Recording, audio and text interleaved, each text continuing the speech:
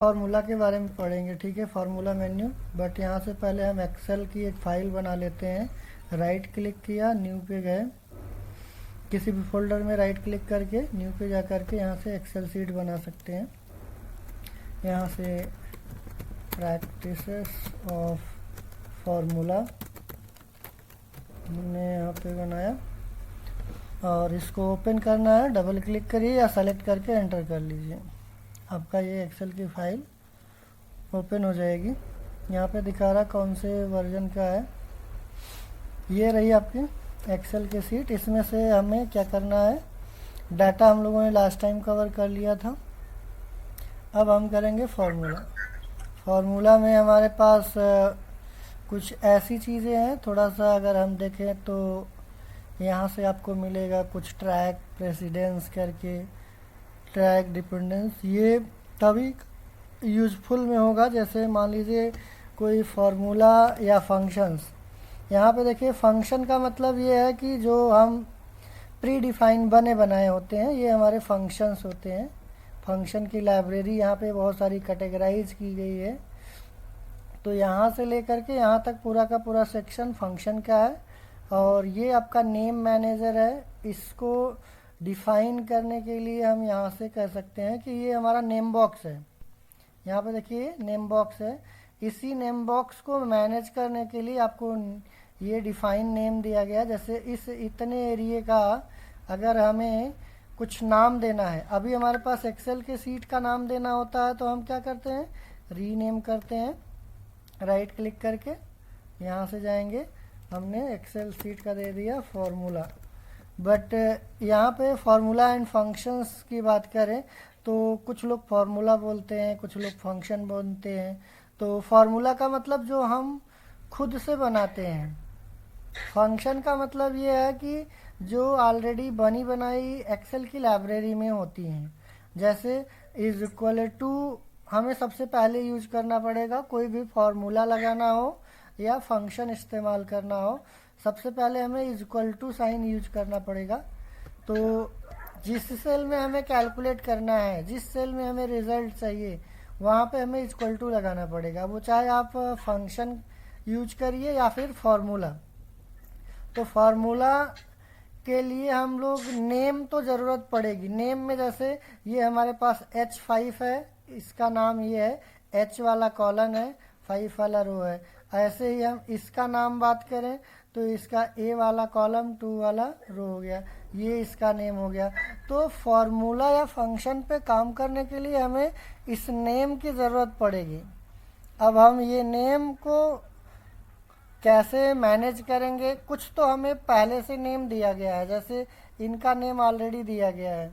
और हम कुछ का नाम खुद से भी दे सकते हैं। जैसे इसका नेम क्या है, D3 है, D वाला कॉलम, 3 वाला रो।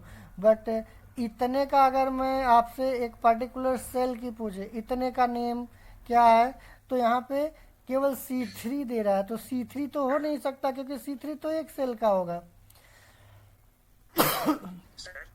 तो ये हम नेम मैनेजर के थ्रू डिफाइन कर सकते हैं। कैसे डिफाइन करेंगे, चलिए यहाँ पे हम नेम डिफाइन करते हैं। एक सेकंड। तो यहाँ पे हमने क्या किया, इस एरिया को सेलेक्ट किया है और इसका एक नाम देंगे, क्योंकि हर सेल का नेम तो होता ही है। बट अगर हमें ग्रुप ऑफ सेल का अगर नाम देना है तो हम दे सकते हैं। कैसे देंगे, इसको सेलेक्ट करेंगे, डिफाइन नेम पे जाएंगे, इसका नाम यहाँ पे टाइप करेंगे। नाम हमने जैसे मान लीजिए डाटा दे दिया, कुछ भी नाम दे सकते हैं, ऐसा कोई ज़रूरी नहीं है यही डाटा ही हो। हमने डाटा दे दिया। अब इतने एरिया का जो हमने नाम दिया था, ये देखिए पूरा सेलेक्ट कर लिया है, इसका नाम डाटा दिया गया था। इसको थोड़ा सा डिफरेंट करने के लिए इसका बैकग्राउंड कलर हल्का सा चेंज कर देते हैं, नहीं बाद में समझ में नहीं आएगा कितने का हमने किया था सेलेक्ट। अब यहाँ पे देखिए ये हमारा क्या दिखा रहा है, डाटा। मान लीजिए कभी हम अगर इसको सेलेक्ट नहीं किए होते, इसका बैकग्राउंड कलर नहीं लगाया होता और इसको यहाँ से हमने बैकग्राउंड कलर क्लियर कर दिया, तो फिर क्या बाद में पता चलेगा। ये देखिए इंडिविजुअल सेल पे सेलेक्ट कर रहे, पता ही नहीं चल रहा है कि डाटा वाला कहाँ गया, कहाँ से कहाँ तक हमारा डाटा था, पता ही नहीं चल रहा है। ये इंडिविजुअल सेल पे। बट अगर हमने यहाँ पे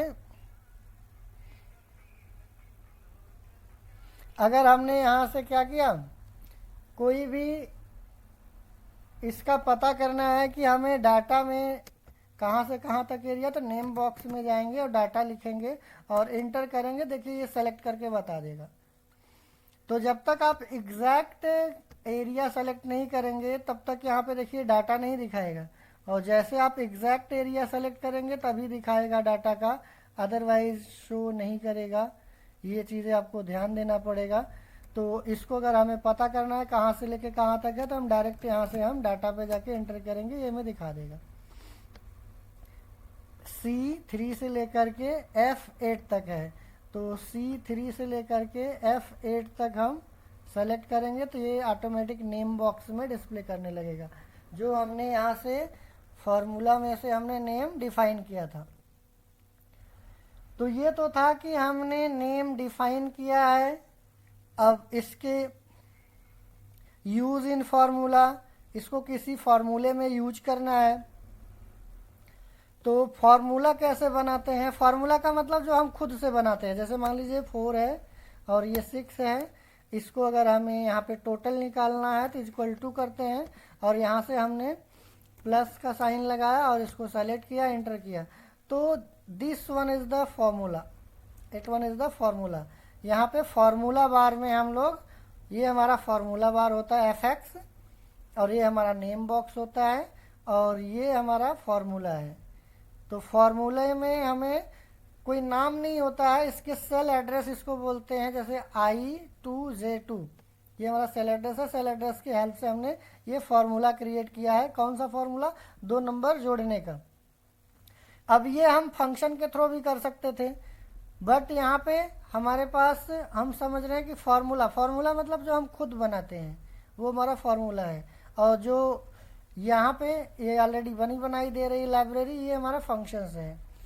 तो यहाँ पे हमारे पास नेम डिफाइन, अगर हम इसमें देखें, इसमें एक डाटा में जाते हैं, पहले डाटा वाले एरिया में जाते हैं और इस वाले एरिया में हम कुछ रैंडम ऐसे नंबर्स दे देते हैं और इन नंबर्स का हमें टोटल चाहिए।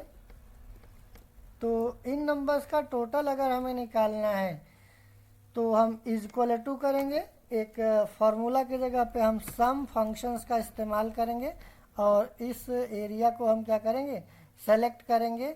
या तो ऐसे सेलेक्ट करिए, अगर हमें नहीं सेलेक्ट करना है तो हम यहाँ से ऐसे डायरेक्ट लिख सकते हैं डाटा, जो हमने नेम बॉक्स यहाँ पे बनाया था, यहाँ से उसका हमने ये पूरा का पूरा नाम ही लिख दिया। तो डाटा लिखते ही क्या करेगा, ये पूरा सेलेक्ट कर लेगा। अच्छा यहाँ तक चाहते हो, हाँ ये यहाँ तक का सेलेक्ट करके सम कर दिया। तो कुछ इस तरीके से हमारा क्या है, नेम बॉक्स है। ऐसे हम किसी भी रेंज का हम यहाँ से दे सकते हैं नेम बॉक्स, बस डिफाइन करना है सेलेक्ट करके रेंज 1।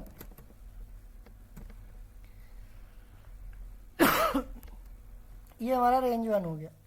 अब इसी में हमारे पास रेंज 1 में कुछ नंबर्स अगर दिए गए हैं तो ठीक है, नहीं दिए गए कोई बात नहीं, बट यहाँ पे दिया गया यूज इन फॉर्मूला। अगर हमें देखा जाए तो यूज इन फॉर्मूला, तो इसको हमें क्या करना है, फॉर्मूले में यूज करना है, तो हम इसको यूज कर सकते हैं। बट यहाँ पे हमें फार्मूला लगाना पड़ेगा, कौन सा, सम, और उसके बाद फिर इसको हम रेंज में पास कर देंगे तो ये निकाल देगा। तो आप कोई भी फार्मूला, जैसे एवरेज निकालना है तो इक्वल टू एवरेज फंक्शंस इस्तेमाल करेंगे, और यूज इन फार्मूला में जो हमें यूज करना है यहाँ से आपको मिल जाएगा। डाटा को यूज करना तो डाटा वाला सेलेक्ट कर लीजिए, आपको टाइप भी करने की ज़रूरत नहीं है, आप केवल उसको सेलेक्ट कर लीजिए बस। तो यहाँ से ये चीज़ें हमें नेम बॉक्स में आपको मिलेगा, नेम बॉक्स का यूज करने के लिए।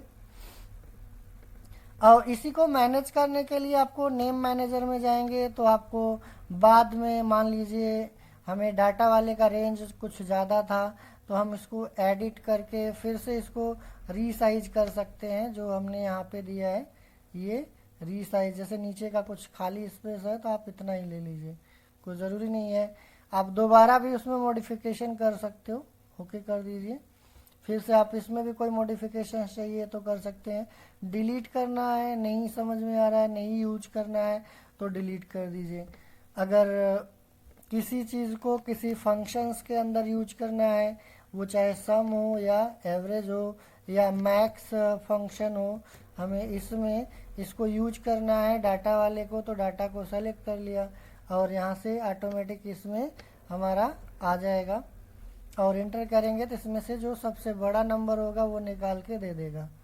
तो डिफाइन नेम का मतलब ये है कि हमें जो बड़ा सा रेंज सेलेक्ट करना पड़ता है ये सेलेक्ट नहीं करना पड़ेगा।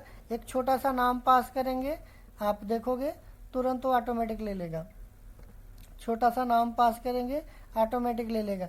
तो ये नेम डिफाइन करते टाइम हमें ध्यान रखना होगा कि मीनिंगफुल नेम दे तो सही रहेगा हमारे पास। अब इसमें अगर हम इस चीज़ को देखें तो ये नंबर हमारा कहाँ कहाँ पे यूज हुआ है अगर हम पता करना चाहते हैं तो इसमें हमारे पास ट्रैक प्रेसिडेंस करके दिया है, या फिर यहाँ पे देखिए ट्रैश डिपेंडेंस करके।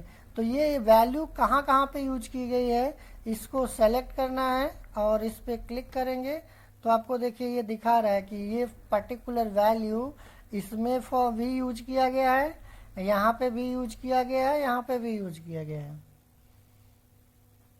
ऐसे ही हम यहाँ से क्या कर सकते हैं, चेक कर सकते हैं कि कौन से फॉर्मूला में कहाँ कहाँ से वैल्यू आई है, वो हम आसानी से चेक कर सकते हैं।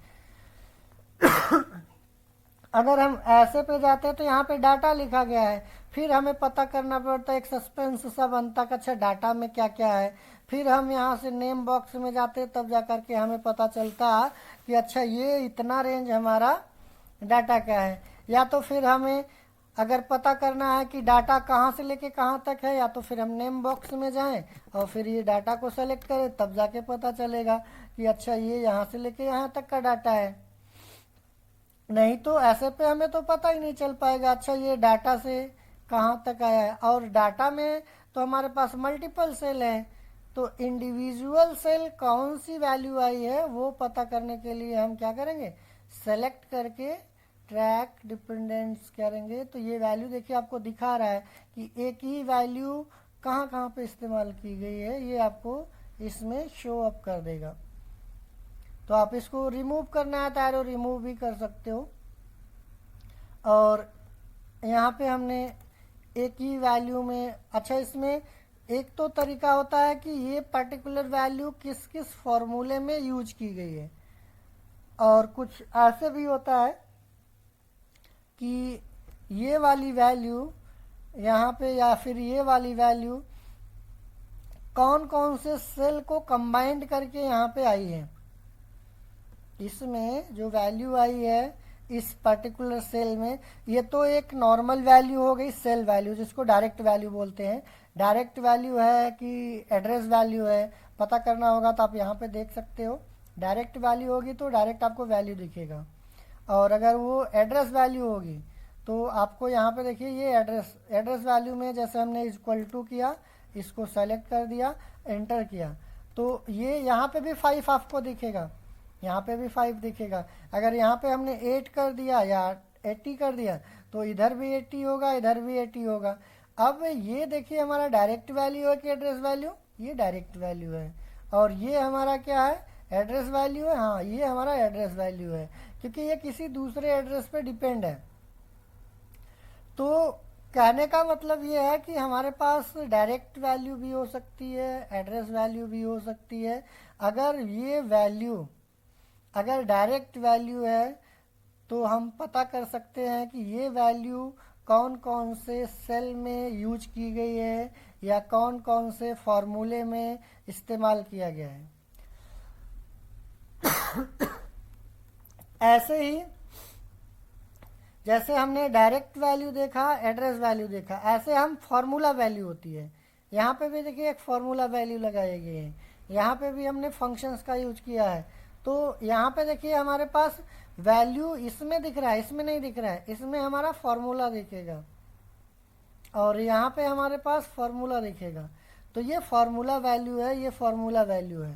तो जो फॉर्मूला में कहाँ कहाँ से वैल्यू आई है, अगर वो चेक करना है तो फॉर्मूला वाले वैल्यू को सेलेक्ट करके ये ट्रैक प्रेसिडेंस पे सेलेक्ट करेंगे तो ये दिखाएगा कि अच्छा इस फॉर्मूले में कौन कौन से एड्रेस की वैल्यू आई है। इसमें भी अगर हमें पता करना हुआ, यहाँ से इसको सेलेक्ट किया और इस पर क्लिक किया तो ये देखिए इस पूरे इतने रेंज की वैल्यू इसमें आई है। अगर यही चीज़ें थोड़ा सा दूर दूर से कहीं से वैल्यू लिया जाता, कुछ यहाँ से कुछ यहाँ से कुछ यहाँ से, तो उस केस में हम क्या करते, ट्रैक डिपेंडेंस करते या प्रेसिडेंस करते तो ये हमें पता चल जाता कि ये फार्मूला वैल्यू जो कैलकुलेट हो करके आई है कौन कौन से सेल से कैलकुलेट की गई है। तो ये थोड़ा सा हमारे पास होता है कि हम चेक करने के लिए, थोड़ा सा क्रॉस चेकिंग करने के लिए या वेरिफिकेशन करने के लिए, अपने लिए श्योरिटी चाहते हैं, थोड़ा सा एनालिसिस करना चाहते हैं उन फार्मूले पे या फिर एड्रेस वैल्यू पे, या फिर हमारे पास डायरेक्ट वैल्यू है, कोई भी हो, इन सब का एनालिसिस करना है तो आपको वो चीज़ें एरो लगा करके भी हम चेक कर सकते हैं कि कौन सी वैल्यू कहाँ से आ रही है और ये वैल्यू कहाँ कहाँ पे जा रही है। ये हम यहाँ से कर सकते हैं। रिमूव एरो कर सकते हो, ऑटोमेटिक रिमूव हो जाएगा। शो फार्मूला करेंगे तो ये दिख जाएगा हमारा कहाँ कहाँ पे फार्मूला इस्तेमाल किया गया है। देख रहे हैं जहाँ जहाँ पे आपका फार्मूला यूज किया गया होगा वो फार्मूला आपको यहाँ पे दिख जाएगा। यहाँ पे भी यूज किया है, इधर भी यूज, इधर भी यूज, इधर भी यूज। तो ये हमारा क्या है, शो फार्मूला। इसको हम एक बार क्लिक कर देंगे, फिर से हाइड कर देगा। बाकी आगे चल कर के हम लोग देखेंगे इवैल्यूएट फार्मूला भी होता है, कैसे इवैल्यूएट किया जाता है, कैसे कैलकुलेट होता है। तो इवैल्यूएट फार्मूला में हमें चेक करने के लिए स्टेप इन स्टेप आउट होता है। जैसे यहाँ पे सेल एड्रेस दिया गया है तो सेल एड्रेस को अगर हम स्टेप इन करेंगे तो ये इसकी वैल्यू निकालेगा पहले स्टेप में। फिर से यहाँ पे स्टेप आउट है, फिर स्टेप इन करेंगे तो नेक्स्ट वाले सेल एड्रेस की फिर से वैल्यू निकालेगा। अब यहाँ पे देखिए जो सेल एड्रेस लिखे गए हैं, अब जब स्टेप आउट करोगे तो ये इनकी वैल्यू निकाल करके यहाँ पे दे देगा और देन इसको इवैल्यूएट करोगे तो इसका रिजल्ट आपको दे देगा। मीन्स किसी भी फार्मूले को अगर हमें चेक करना है कि वो कैसे कैलकुलेशन कर रहा है इंटरनली, तो उस कैलकुलेशन को समझने के लिए हम इवैल्यूएट फार्मूला का यूज करेंगे। और ये इवैल्यूएट फार्मूला हमें ये बताएगा कि ये जो कैलकुलेशन की गई है कैसे की गई है और पहले कौन सॉल्व किया गया है।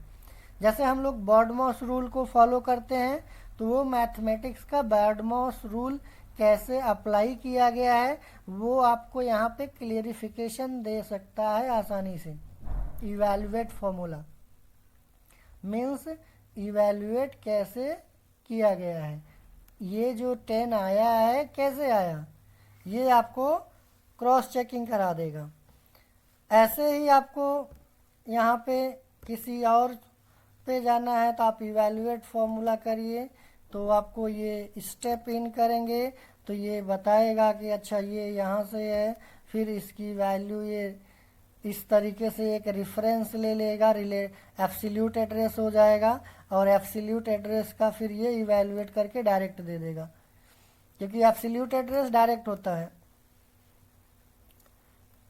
तो इस चीज़ को करके देखेंगे तो ज़्यादा समझ में आए। बाकी आपको यहाँ पे एरर चेकिंग है, एरर चेकिंग आगे हम लोग देखेंगे कि अगर इसमें प्रेस करते हैं तो आपको इस सीट में कहीं पे अगर एरर आएगी तो वो उसको दिखा देगा। जैसे स्पेलिंग एंड ग्रामर का होता है MS वर्ड में, वैसे आपको इस एरर चेकिंग का भी इसमें होता है। Check for common error that occurs when using formula. कुछ कॉमन एरर्स आती हैं, वो एरर चेक करने के लिए है। जैसे मान लीजिए अगर हमने यहाँ पे इज इक्वल टू करके इनको प्लस किया है, is equal to this plus this plus this. और अगर हमने यहाँ पे प्लस किया, फिर से यही सेम स्टेप नीचे में अप्लाई किया है, और यहाँ पे भी हम सेम स्टेप यही अप्लाई करते हैं। लेकिन अगर गलती से इसमें कहीं पे एक जगह पे माइनस कर देते हैं तो इसमें इसको थोड़ा सा डाउट हो जाता है कि ऊपर वाले में सम किया, नीचे वाले में सम किया, फिर इसमें कहीं माइनस कर दिया, क्या चक्कर है, कोई ऐसा तो नहीं बाई मिस्टेक हो गया, गलती से हो गया। तो वो चीज़ें होती हैं, उसकी चेकिंग वगैरह करने के लिए तो आपको ये देखिए दिखा देगा कि आपने यहाँ पे क्या एरर है। आप इसको इग्नोर करना चाहते हो तो इग्नोर कर दो, अगर आपको एडिट करके दोबारा से उसमें चेक करना है तो वो चेक कर लीजिए। या तो आप कैसे कह रहा है कि क्या ऊपर वाला फॉर्मूला आप कॉपी करना चाहते हो, तो आप या तो ऊपर वाला फॉर्मूला नीचे की तरफ कॉपी कर लो, तो ये आपका करेक्ट कर देगा ऑटोमेटिक। तो ये चीज़ें हमारे पास एरर चेकिंग में होती हैं। इतनी चीज़ें अगर आप देखोगे तो ये सारी चीज़ें हमें बहुत आसानी से समझ में आ जाएंगी, इसमें कोई डिफ़िकल्टीज़ नहीं मिलेगी कि इसमें क्या एरर है या कुछ इस तरीके से, क्योंकि ये आपको हिंट भी देता है और आपको समझने के लिए मौका भी देगा। इसमें एक आपको वॉच विंडो दिया है, कैलकुलेशन ऑप्शंस दिया गया है, इसमें कैलकुलेट नाउ, कैलकुलेट सीट, इसमें जब आप जाओगे तो इसमें ऑटोमेटिक सारा कैलकुलेशन होता है। ऑटोमेटिक इन द सेंस जैसे अभी हम 3 की जगह पे 30 कर दें तो जहाँ जहाँ पे ये वैल्यू यूज की गई होगी ऑटोमेटिक देखिए इसमें चेंजेस आ जाएगा। अगर हम यहाँ पे 7 की जगह पे 70 कर दें तो देखेंगे इसमें सब में मॉडिफिकेशन आ जाएगा, ऑटोमेटिक चेंज हो जा रहा है। अगर यही चीज़ें ऑटोमेटिक की जगह पे हमने मैनुअल कर दिया होता और फिर से यहाँ पे 22 की जगह पे 20 कर देता तो ये कोई भी चेंजेस नहीं देगा आपके फॉर्मूले में या आपके फंक्शन में, कोई भी चेंजेस नहीं देगा। जब आप कैलकुलेट नाउ पे क्लिक करोगे, यहाँ पे हो आप कैलकुलेट नाउ करोगे देन कैलकुलेट करेगा। तो कहने का मतलब ये है कि ये जो ऑप्शंस दिए गए हैं इसमें ये आपको मैनुअल कैलकुलेशन करनी है या फिर ये ऑटोमेटिक करता रहे, तो ये ऑटोमेटिक करता रहेगा। तो यहाँ पे ऑटोमेटिक बाय डिफ़ॉल्ट रहता है, आपको इसमें छेड़ने की ज़रूरत नहीं होती है, इसको मैनुअली भी करने की ज़रूरत नहीं होती है। आप कैलकुलेट नाउ करेंगे इंडिविजुअल सेल के लिए या पूरी सीट के लिए करना चाहते हो, वो चीज़ें आप इसमें से करके देखेंगे तो ज़्यादा बेहतर समझ में आएगा।